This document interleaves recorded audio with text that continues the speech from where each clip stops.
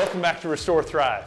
We're asking the question today, are you ready to run? Our first standard for our runners who want to run for a lifetime is, do you have neutral feet? So today we're going to start with your base, your feet.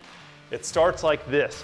When we look at your feet and you're standing in your base setup, feet under your hips, do your toes point forward and are your heels directly behind your ankles? Now what we commonly see if people have differences in how they set up with their feet is we'll see what we call an over-supinated or rolled out position. You'll see a very high arch and sometimes that heel will sit inside the ankle.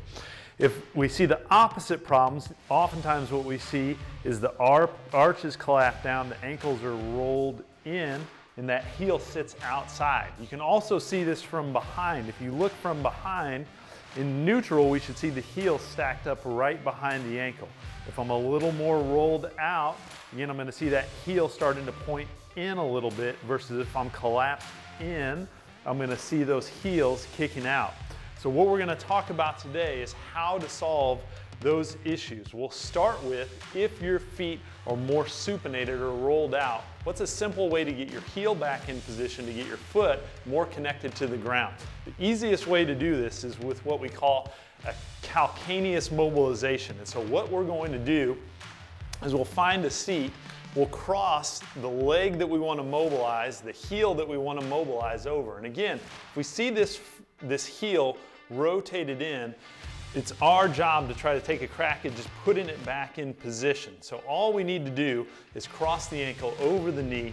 We're going to pull this foot up, and then I'm going to put the base of my palm right on that heel bone and try to crack it off my ankle. That's a really strong joint. You're not going to do any damage by pressing hard on that heel, but the direction of my force is straight down towards the ground.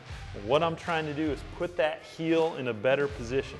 You want to spend about 1 to 2 minutes working on that heel, and then from there, retest. When you stand up, what we should see again is that you've got the ability to get that heel out of that rolled in position to right behind your ankle again into a more neutral position.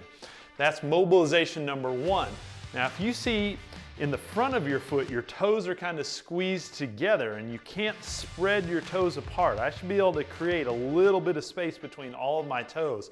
One of our other favorite mobility drills is what we call the toe reanimator. This is as simple, again, as just crossing one foot over, and we're going to use our fingers to spread our toes out. So I'm going to put one finger between each of my toes. I'm going to use my free hand to grab the middle of my foot to keep it stable, and I'm going to start taking my toes through all those normal ranges of motion, going up and down, passing up and down several times, going side to side, because we should have a little side to side motion as well, even a little twisting motion, because remember, as you run, your foot's going to rotate a little bit through the front of your foot as you get that big toe down to the ground before you push off the front of your foot.